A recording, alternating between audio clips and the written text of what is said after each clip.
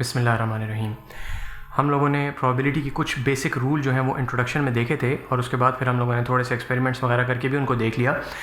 अब हम ये चाहते हैं कि थोड़ा सा इनको ज़रा से ज़्यादा फॉर्मली देखें रूल्स को। कुछ मैंने समझाने के लिए बातें थोड़ी सी गड़बड़ की थी, उनको थोड़ा सा साफ़ करें और उसके ऊपर अब हम बिल्ड करें कि हम कैसे इन बेसिक प्रोबेबिलिटी के कॉन्सेप्ट्स को लेके फ़र्दर एनालिसिस की तरफ लेके जा सकते हैं कि कैसे हम given the real world evidence किस तरीके से प्रिडिक्शंस कर सकते हैं। ठीक है, तो उसकी तरफ हम जाना चाहते हैं। We'll start off with review through a question, जो कि हम पहले से चीज़ देख चुके हैं, उसको एक दफ़ा दोबारा देखेंगे यहाँ पे। सो हियर्स अ क्वेश्चन कि on a table you have total of 30 books, उसमें से 9 बुक्स जो हैं वो मैथ्स की हैं, 10 फिज़िक्स की हैं और 11 जो हैं केमिस्ट्री की हैं। नाउ जो केमिस्ट्री की बुक है वो मैथ्स की नहीं है, जो फिज़िक्स की है वो मैथ्स की नहीं है, वो केमिस्ट्री की नहीं है, तो किसी एक सब्जेक्ट की पर्टिकुलरली बुक्स हैं। ठीक है, तो if you pick any book at random, what is the probability कि it's not a math book. ठीक है जी, तो पहली तो बात यह है कि मैथ बुक का नहीं पूछा गया, नॉट अ मैथ बुक का पूछा गया, तो इसका मतलब ये है कि आपको यूँ खुद समझना चाहिए कि it either has to be a physics book और एक केमिस्ट्री बुक। मैथ्स नहीं है तो इन दोनों में से कोई एक होनी चाहिए। प्लस ये बात भी आपको पता है कि जो फिज़िक्स की है तो वो केमिस्ट्री की नहीं होगी, जो केमिस्ट्री की है वो फिज़िक्स की नहीं होगी। ठीक है, so here's how we are going to do this. First we are going to realise that these are mutually exclusive events. Physics की बुक का आना और केमिस्ट्री की बुक का आना, दीज आर म्यूचुअली एक्सक्लूसिव। ठीक है जी, ओवरलैप नहीं है इन दोनों बातों के अंदर। So we are going to mark this as probability of not math, complement के जरिए से हम इस्तेमाल करेंगे, is equal to the probability of getting a physics book. ठीक है, तो फिज़िक्स में मैंने एच लगाया क्योंकि प्रोबेबिलिटी पी के लिए इस्तेमाल होता है, plus the probability of chemistry book. ठीक है जी, तो सीधी सी बात है, इसके अंदर अब आप देख सकते हैं कि आपके पास जो फिज़िक्स की बुक है वो 10 हैं तो 10/30, और जो केमिस्ट्री की हैं 11/30। इनको आपने ऐड कर दिया, you get 21/30। This was because जो फिज़िक्स की बुक है वो केमिस्ट्री की नहीं हो सकती। अगर केमिस्ट्री की कोई बुक और फिज़िक्स की बुक कोई इस तरह की है कि फिजिकल केमिस्ट्री या इस किस्म की कोई चीज़ है, तो यहाँ पे ओवरलैप होगा और फिर वो हमें सबट्रैक्ट करना पड़ेगा, जो कि हम लास्ट टाइम बात की थी हमने। ठीक है, उसकी तरफ आते हैं थोड़ा सा। So this rule is called the sum rule of probability या एडिशन रूल ऑफ प्रोबेबिलिटी, कि जब आपके पास डिसजंक्शन होती है और होता है तो उसको हैंडल करने के लिए आप ऐड करते हैं प्रोबेबिलिटीज़ को, provided that there is no overlap. ठीक है, म्यूचुअली एक्सक्लूसिव इवेंट्स हैं। ठीक है, but what if there is some overlap और आप उन इवेंट्स को म्यूचुअली एक्सक्लूसिव नहीं कह सकते। ठीक है, तो उसको भी हम एक एग्जांपल से करते हैं, पहले कर चुके हैं, उसको रिव्यू कर रहे हैं ज़रा जल्दी जल्दी। सो हियर्स योर क्वेश्चन कि अ 20-sided डाइस इज रोल्ड। ठीक है जी, डाइस है, आप लोगों को छिक्के पता है किस तरीके से होते हैं, वो छिक्के हैं तो ये 20 इच्छा है या जो भी बनेगा इससे। ठीक है, सो इसकी 20 साइड्स हैं, कौन सा ऊपर आएगा, इक्वल चांसेस हैं सारों के। So what is the probability that the roll is an even number और प्राइम नंबर और बोथ। ठीक है जी, तो अब यहाँ पे इवन नंबर और प्राइम नंबर वो म्यूचुअली एक्सक्लूसिव नहीं है, क्योंकि 1 से लेके 20 तक अगर आप देखें तो 2 जो है नंबर वो इवन भी है और प्राइम भी है। ठीक है, तो ज़रा सा भी ओवरलैप आ गया तो अब ये म्यूचुअली एक्सक्लूसिव नहीं है। ऐसा हो सकता है कि कोई नंबर आ जाए जो कि इवन भी हो और प्राइम भी हो, फॉर एग्जाम्पल 2। ठीक है जी, तो अब ये म्यूचुअली एक्सक्लूसिव नहीं है, तो उसको हम किस तरीके से हैंडल करेंगे। So first the probability of E union R which is और that is equal to the probability of being even which is 10/20। ठीक है, 1/2 भी लिख सकते थे, 10/20 लिखा थोड़ी आसानी के लिए। प्राइम नंबर जो हैं उनको आप देख सकते हैं 2, 3, 5, 7, 11, 13, 17, 19 पहले से मैंने लिख लिए हैं, तो ये हैं आपके पास 1, 2, 3, 4, 5, 6, 7, 8। So this probability is going to be 8/20। ठीक है जी, ये हो गया। इसमें से अब हमें माइनस करना पड़ेगा जो ओवरलैप है, और ओवरलैप आपको पता है वो एक ही नंबर है जो कि दोनों है, जिसको हमने डबल काउंट किया हुआ है, तो उसको हम सबट्रैक्ट कर देंगे, 1/20 हम माइनस कर देंगे, तो हमारे पास ओवरऑल प्रोबेबिलिटी आ जाएगी 17/20। ठीक है जी, अब सिचुएशन हमारे पास ये है कि ये हमने किया है 2 इवेंट्स के लिए, जब 2 इवेंट्स का हम यूनियन ले रहे हैं। ये बात हम पहले कर चुके थे, एक रिव्यू होगी।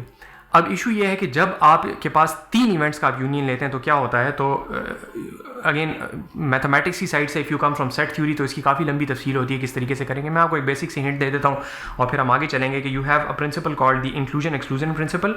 आप लोगों ने डिस्क्रीट में शायद देखा होगा, और तो किसी सब्जेक्ट में नहीं आता, डिस्क्रीट में ही आता है। So inclusion exclusion principle essentially states that if you have 3 sets A, B and C and you are trying to union them, और उनकी कार्डिनैलिटी आप निकालना चाह रहे हैं कि उसके अंदर कितने लोग आएंगे। ठीक है, वही काम हम यहाँ पे करना चाह रहे थे ना, कि कितने ई में आएंगे, कितने उसमें आएंगे, आर में आएंगे, और कितने इंटरसेक्शन में आएंगे। ठीक है, सो अगर आप इनके इस जगह को आप इंटरेस्टेड हैं कि इस सारे एरिया के अंदर टोटल कार्डिनैलिटी कितनी है, ठीक है। अगर आप इस सारे के अंदर इंटरेस्टेड हैं टोटल कार्डिनैलिटी कितनी है, so what you do is you take A plus B plus C. उसमें मसला क्या होगा कि ये वाली जगह जो है ये तो सिर्फ ए वाले हैं एक दफ़ा गिने जाएंगे, ये सिर्फ बी वाले हैं एक दफ़ा गिने जाएंगे, ये वाले जो हैं ये 2 दफ़ा गिने जाएंगे, ए में भी गिने जाएंगे और बी में भी गिने जाएंगे, ठीक है। जो ऊपर हमने फिर एक दफ़ा हमने माइनस कर दिया था, इस तरीके से ये लोग भी 2 दफ़ा गिने जाएंगे, ये लोग भी 2 दफ़ा गिने जाएंगे, और जो लोग यहाँ पे हैं जो तीनों के साथ ओवरलैप करते हैं वो 3 दफ़ा गिने जाएंगे, ठीक है जी, क्योंकि उनको आपने ए में भी गिन लिया, बी में भी गिन लिया और सी में भी गिन लिया। तो हम क्या करते हैं, इसमें से हम A intersection B, A intersection C और बी इंटरसेक्शन सी इनको सबट्रैक्ट कर देते हैं। तो उससे क्या होगा कि इनमें से एक दफ़ा निकल जाएगी, इनमें से एक दफ़ा निकल जाएगी, इनमें से एक दफ़ा निकल जाएगी, लेकिन इसमें से 3 दफ़ा हम निकाल देंगे, ठीक है। आपने देखें ए इंटरसेक्शन बी में से भी ये माइनस किया, ए इंटरसेक्शन सी में से भी ये माइनस किया, बी इंटरसेक्शन सी में से भी ये माइनस किया, ठीक है। तो ये 3 दफ़ा कट गया। तो यहाँ पे सिचुएशन अब आपके पास क्या बन गई कि आपने ओरिजिनली आप हर एक को गिन रहे थे इतनी दफ़ा, सो ये 3 दफ़ा गिने जा रहे थे। अब ये जो है इन सारों के करने के बाद आपके पास ये 0 दफ़ा गिना गया है, ठीक है जी, ओके। सो ये 0 दफ़ा गिना गया, तो इसको एक दफ़ा आप वापस ऐड कर लेते हैं, ठीक है। आपने कहा कि ये तीनों का ओवरलैप है, तो ओवरलैप्स हम निकालते हैं, तो निकालने में ज़्यादा ही निकाल दिया, तो फिर वो एक पोर्शन जिसको आपने बिल्कुल ही अब नहीं गिना हुआ उसको आपने वापस उसके अंदर डाल दिया। इसकी तफसील में मैं बहुत ज़्यादा नहीं जा रहा, you can go and study this. Inclusion exclusion principal इसको कहते हैं, it's an important one of the most important principles of discrete mathematics. लेकिन बहरहाल हम यहाँ पे इसके अंदर फिलहाल इतना ही रखना चाह रहे हैं कि it's a generalisation of this rule कि ओवरलैप्स को आप निकालते हैं, अगर ज़्यादा निकाल लिया तो थोड़ा सा वापस डालना पड़ता है, 4 के लिए और ज़्यादा कॉम्प्लिकेटेड हो जाता है, उसको आप देख सकते हैं। Anyway, so that was the sum rule. इसके पैरेलल हम लोगों ने प्रोडक्ट रूल भी देखा था, ठीक है, जिसके अंदर आप एंड को हैंडल करते हैं।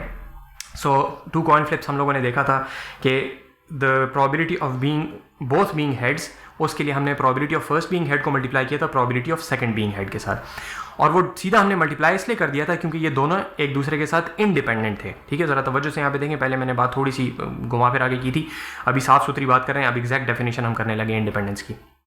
सो इंट्यूटिवली हम लोगों को पता है कि पहले वाली जब हमने फ्लिप की थी उसका दूसरी वाले के साथ कोई ताल्लुक नहीं है, इसलिए हमने कह दिया कि ये इंडिपेंडेंट है, ठीक है। इंडिपेंडेंट इवेंट्स की प्रोबेबिलिटी साथ अकर होने की किस तरह निकालते हैं, दोनों की इंडिविजुअल प्रोबेबिलिटीज को आप आपस में मल्टीप्लाई कर देते हैं, ठीक है जी। So that was fairly straightforward. Independent event कहते किसको हैं, उसकी डेफिनेशन ये है कि if you know that one event has occurred, तो उससे आपके दूसरे इवेंट के बारे में आपको कोई इंफॉर्मेशन न मिले, ठीक है जी। So concretely, if you know the probability of B and you know that A has occurred, तो उससे B की probability पे कोई फर्क ना आए। ऊपर वाली एग्जांपल में देख लें कि आपको पता है कि probability of heads is 0.5 in the second flip। अगर आपको पता चल जाए कि पहली जो फ्लिप थी उसके अंदर हेड्स आया था तो भी इसके ऊपर प्रोबेबिलिटी पे कोई फर्क नहीं पड़ता, अगर आपको पता चल जाए कि वहाँ टेल आया था तब भी इसकी प्रोबेबिलिटी के ऊपर कोई फर्क नहीं पड़ता। So that is why they are both independent. वो चीज़ें जिनको किसी और के बारे में इंफॉर्मेशन मिलने से कोई प्रोबेबिलिटी पे फ़र्क ना पड़ता हो, उन दोनों इवेंट्स को कहा जाता है कि वो आपस में इंडिपेंडेंट है, ठीक है जी। तो इसको कंक्रीट एग्जांपल से यहाँ पे ज़रा देखते हैं। सो उससे पहले ये देख लें कि आपने इंडिपेंडेंस निकालनी किस तरीके से होती है। आप ये करते हैं कि दोनों की इस तरीके से आप प्रोबेबिलिटी निकालते हैं। ये हमने कहा ना कि अगर आपके पास वो इवेंट्स इंडिपेंडेंट हैं तो हम इनको दोनों प्रोबेबिलिटीज़ को आपस में मल्टीप्लाई कर सकते हैं। अगर आपको ये दोनों साइड्स ऑफ द इक्वेशन पता हैं और आप ये मल्टीप्लाई करते हैं, P ऑफ A को P ऑफ B से मल्टीप्लाई करते हैं, और वो P of A and B अगर आपको पहले से पता है, आप कैलकुलेट नहीं कर रहे, तो अभी देख लेते हैं एग्जांपल। अगर ये इक्वेशन सेटिस्फाई हो जाती है तो इसका मतलब है कि A और B आपस में इंडिपेंडेंट है, क्योंकि बात वही हो गई कि P of A and B दोनों जब आप मल्टीप्लाई करते हैं तो आपके पास वही रिजल्ट आता है, लिहाजा हमें पता चला कि ये दोनों एक दूसरे की प्रोबेबिलिटीज के ऊपर इफेक्ट नहीं डालते, ठीक है। एग्जांपल से देखते हैं तो ज़रा ज़्यादा बेहतर पता चलेगा। So here's our example from the dice again. So our 20 sided dice is rolled. What is the probability that the number is even and prime, ठीक है। अब आपको पता है कि ये इवन एंड प्राइम जो है इसके अंदर इंडिपेंडेंस है कुछ। क्यों इंडिपेंडेंस है? क्योंकि अगर आपको मैं कह दूँ, फ़र्ज़ करें पहले हम ये देख रहे हैं कि जी प्राइम का हमें नहीं पता कि प्राइम है कि नहीं है, तो मैं आपको कहूँ इवन आने के क्या चांसेस हैं, तो आप मुझे क्लियरली बता देंगे कि इवन आने के चांसेस 0.5 हैं, ठीक है, आधे नंबर्स इवन। लेकिन अगर आपको मैं कह दूँ कि जो नंबर आया है वो प्राइम है, तो अब आपको ये पता है कि भाई प्राइम नंबर्स तो सिर्फ ये हैं, तो अब इन्हीं में से कोई नंबर आया है और इनमें से इवन कौन सा है? सिर्फ एक। तो इसकी प्रोबेबिलिटी फ़ौरन हो जाएगी 1/8। मैं आपको अगर बता दूं कि जो नंबर ऊपर आया है वो है प्राइम, तो अब सारे प्राइम्स तो बराबर है ना, और अब हमने प्राइम्स में ही सही पिक करना है। 4, 6, 8, 12, 10 ये हम नहीं पिक कर सकते। तो अब आपके पास सिर्फ ये एक फेवरेबल इवेंट रह गया, 2 आउट ऑफ टोटल इवेंट्स 8। ठीक है, इसको ज़रा कंक्रीटली देख लें यहाँ पे। सो the probability of being even is 10/20, the probability of being prime, sorry P से मैंने प्राइम बनाया, that is 8/20, and probability of being even and prime is 1/20। ये मैंने कैलकुलेट नहीं किया है, ये ज़रा तवज्जो से देखें, मैंने कैलकुलेट नहीं की यहाँ पे, मैं आपको बता रहा हूँ कि 1/20 वो चीज़ें जो कि इवन भी हैं और प्राइम भी हैं वो क्या है 1/20। मैंने ऊपर गिना है कि सिर्फ 2 ऐसा नंबर है। ठीक है, 20 में से सिर्फ 2 ऐसा नंबर है जो कि इस बात को सेटिस्फाई करता है। ठीक है जी, अब मैं इनको ज़रा सा एक्सपैंड कर लेता हूँ। So the probability of E into the probability of R is 10/20 into 8/20 which is 0.2। ठीक है जी, करके देख लें। So probability of E and R अगर मैं कैलकुलेट करता हूँ that is 0.05, and that shows us कि these are not equal, therefore ये प्रोबेबिलिटीज इक्वल नहीं है, और इससे हमें पता चला कि दीज 2 इवेंट्स आर, हम कहेंगे ई एंड आर डिपेंडेंट। ठीक है, क्यों? क्योंकि ये इसको सेटिस्फाई नहीं कर रहे। उल्टा होता है, अगर सेटिस्फाई कर रहे हैं, आपकी प्रोबेबिलिटी के ऊपर फ़र्क नहीं आ रहा तो फिर वो इंडिपेंडेंट है, अगर फ़र्क आ रहा है तो फिर वो डिपेंडेंट है एक दूसरे के ऊपर। ठीक है जी, तो ये डिपेंडेंस की डेफिनेशन है। इसको थोड़ा सा आगे जाके तफसील से और भी देखते हैं। ठीक है, so if we know one event, उससे दूसरे की प्रोबेबिलिटी पे कोई फ़र्क पड़ता है। ठीक है, जिस तरह यहाँ पे मैंने आपको बताया कि अगर मैं आपको ये बात बता दूँ कि आपके पास प्राइम आया है तो दूसरे की प्रोबेबिलिटी पे फ़र्क पड़ता है। ठीक है, सो probability of being even was originally 1/2 which was 0.5। ठीक है, given no other information, if you don't know anything about the dice, आपको और कुछ भी नहीं पता, मैं आपको सिर्फ कहूँ कोई नंबर आया तो आप कहेंगे कि इवन आने की प्रोबेबिलिटी क्या है 0.5। But if you are told that the number is a prime number, ठीक है, जो नंबर आया है वो प्राइम नंबर आया। अब मैंने आपको इन्फॉर्मेशन दी किसके बारे में, इवेंट आर के बारे में, कि प्राइम है वो।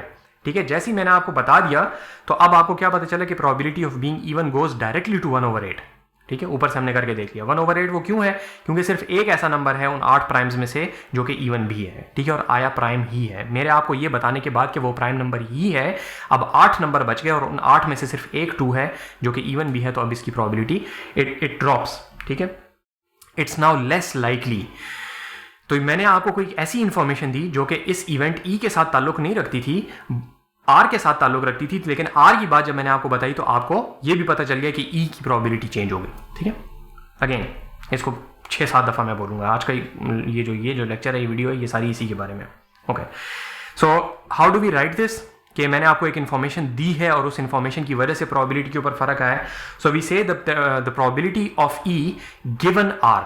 ठीक है, मैंने आपको आर बताया है, ये जो इसको पाइप का सिंबल कहते हैं, प्रोबेबिलिटी में इसको गिवन के तौर पे पढ़ते हैं। Given R, what is the probability of E, which means I have told you that R has occurred.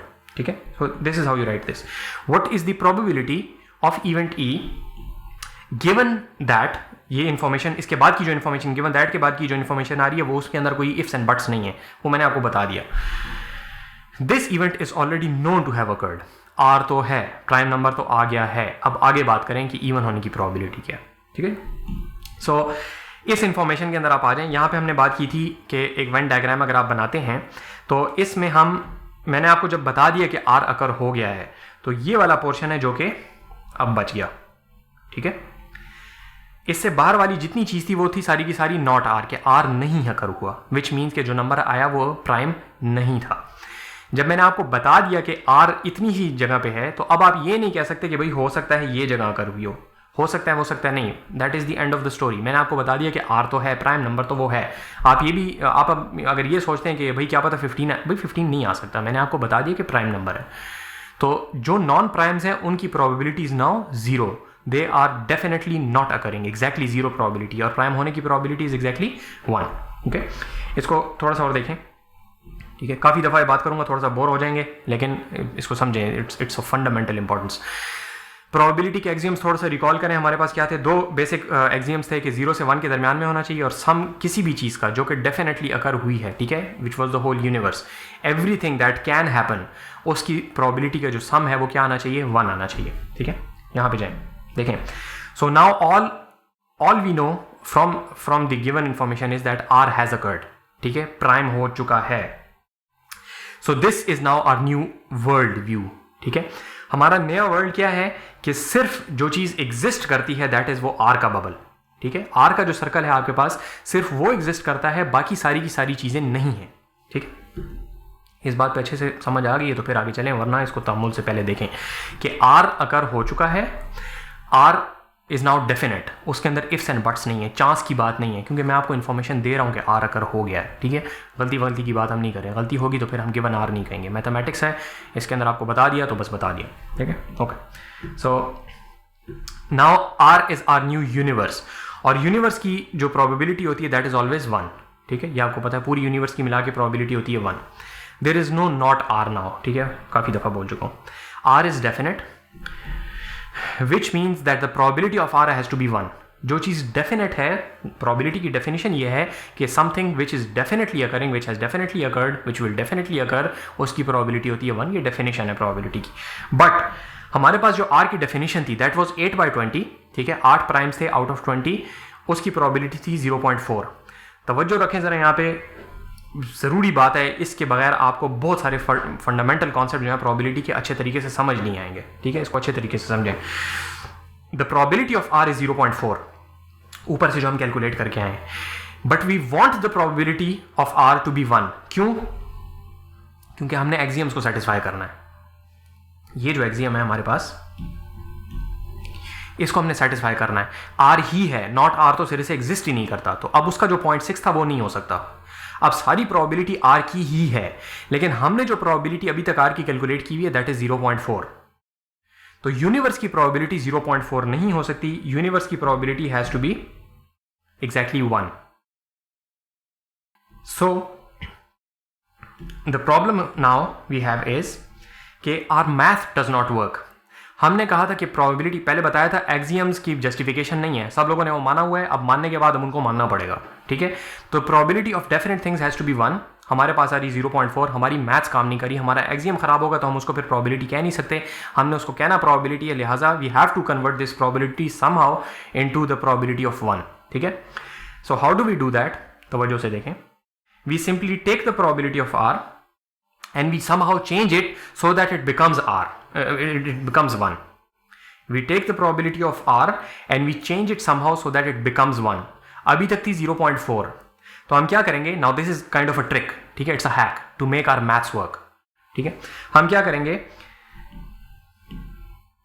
we take P of R and we divide it by P of R. तो you take 0.4, you divide it by 0.4, it becomes 1. अजीब सी बात की है, हम उनसे देखें, हमने P of R से इसको क्यों डिवाइड किया है, ताकि P ऑफ R जो है वो नया P ऑफ R जो है दैट बिकम्स 1, ठीक है। जब ये 1 हो जाएगा तो अब P ऑफ R की हमने क्या वैल्यू कैलकुलेट की है, 1, और प्रोबेबिलिटी ऑफ R होनी क्या चाहिए थी, 1। Now our maths is working again, ठीक है। जब मैथ्स काम करने लग जाती है तो अब हम इसका रैशनल बनाएंगे कि हमने क्यों किया, ठीक है। मैथमेटिक्स की एक बड़ी अजीब बात यह है, फ़लसफ़े में ज़्यादा नहीं जाऊँगा, हमने यहाँ पे काम की बात करनी है, लेकिन मैथमेटिक्स की एक बड़ी अजीब बात है कि something that looks elegant, that makes sense, वो आम तौर पे जाके इट मेक्स रैशनल सेंस बाद में, पहले कर लेते हैं बाद में समझ आती है, ठीक है जी। सो यहाँ पे भी हमने काम कर दिया, now we are going to create a rationality for that कि हमने किया क्यों है, और जब हम करेंगे तो हमें पता चलेगा कि it makes everything work well and then we can make predictions based on that, so it works really well, ठीक है जी। So what did we do, we say now, notation हम इस तरीके से लिखते हैं कि the probability of R given that R has occurred, ठीक है। ये हम डायरेक्ट नहीं लिख सकते, P of R is equal to P of R divide by P of R, direct तो नहीं लिख सकते, मैथ्स खराब होती है, A is equal to A over A नहीं हो सकता, लेकिन हम अब इसको इस तरीके से लिख रहे हैं कि P of R given R is equal to this guy, the new probability of R given that I have the information that R has occurred is equal to 1, and this makes very good logical sense that if I tell you that R has occurred then the probability of R is exactly 1 because R is definite. So if I tell you that R has occurred and then ask you what is the probability of R, that is what this question is saying. If I tell you that R has occurred, then I ask you what is the probability of R, that is 1. ठीक है जी, तो ये हम करें. So it makes really good sense. सही हो गया, जो कि हम करना भी चाह रहे थे. इसको अब थोड़ा सा आप समझने की कोशिश करेंगे कि ये हुआ क्या और क्यों और कैसे हुआ है. So now the situation is कि ये जो R हमारे पास एक सर्कल था which was with in are larger universe. जब हमें पता चल गया कि सिर्फ इतनी ही जगह अकर कर सकती है और बाकी सारी की सारी दुनिया नहीं हो सकती, बाकी यूनिवर्स नहीं है, this is our new universe. So essentially what you do is you think of this as a circle of rubber. ठीक है, think of this as a piece of rubber and we take this and we stretch it. ठीक है, हम इसको एक खास किस्म के एक सांचे में स्ट्रेच करते हैं सो that it becomes the new universe. एक नया रेक्टेंगल ये बन जाता है. ठीक है, तो imagine that you have a circle, उसके ऊपर यूं करके एक थोड़ा सा कर्व लगा हुआ है. ठीक है, so you have this guy over here, ये आपका आर है और ये इसके अंदर थोड़ा सा ये कटा जो हुआ है ये उसके ऊपर ई जो ओवरलैप कर रहा था. ठीक है, you take this and you stretch it so that it becomes your new rectangle which represents our universe. तो आप देख सकते हैं कि थोड़ा सा ई वाला पोर्शन भी स्ट्रेच होगा, थोड़ा सा आर वाला पोर्शन भी स्ट्रेच होगा, ये दोनों स्ट्रेच होंगे and you get this new universe. This R is our new universe, and why are we calling it the universe? Because it has the probability of 1, और universe की probability 1 होती है हमेशा. ठीक है, this is where we are. In this new world, R has the whole probability, which means this is our whole new universe. ठीक है, तो देखें थोड़ा सा ये स्ट्रेच होगा और थोड़ा सा ये स्ट्रेच होगा, दोनों थोड़े थोड़े से स्ट्रेच होंगे. ठीक है, so what we do now is probability of E intersection R originally was 1/20. ठीक है जी, अब जिस तरीके से हमने R को स्ट्रेच करने के लिए क्या तरीकाकार इस्तेमाल किया था, we divided it by 0.4 which was the probability of R. सो उसी एग्जैक्ट प्रोपोर्शन से हम E इंटरसेक्शन R को भी स्ट्रेच करेंगे. स्ट्रेच करने का तरीकाकार हमारे पास क्या है, you divided by 0.4 which is the probability of R. ठीक है, सो probability of E given R, ये देखें यहां पे E इंटरसेक्शन R नहीं लिखा हुआ, तो वजह से देखें probability of E given R is ये वाला portion which is this guy over here stretched by the same amount जिससे हमने अपनी नई यूनिवर्स को स्ट्रेच किया. ठीक है, so you take this R, ये जो आपके पास सर्कल था, you stretch it by dividing it by probability of R by 0.4. तो ये आर खुद जो है वो 1 हो जाएगा because you dividing it bye its own probability. और इसके अंदर जितनी चीजें आ रही हैं वो सारी की सारी भी इक्वल प्रोपोर्शन में स्ट्रेच होंगी. ठीक है, सो ई इंटरसेक्शन आर जो है वो भी उसी तरीके से स्ट्रेच होगा. स्ट्रेच हम किस तरह करते हैं, 0.4 से डिवाइड करते हैं. So if you do that you get 0.05 which was the probability of E intersection R stretched by a factor. तो 0.4 से हमने उसको डिवाइड किया, you get the new probability of 0.125 which is exactly what we had over here. ठीक है, जो कि हमने हाथ से कैलकुलेट किया था 1/8 करके. So now our maths is working and it's providing us an insight into the way of calculation. यहां पे ये 8 मुझे गिनने पड़े थे. Now if I have this information तो वो 8 मुझे गिनने नहीं पड़ेंगे, मैं ये काम इस तरीके से डायरेक्ट कर सकता हूं. ठीक है जी, सो अगेन एक दफा दोबारा हम लोगों ने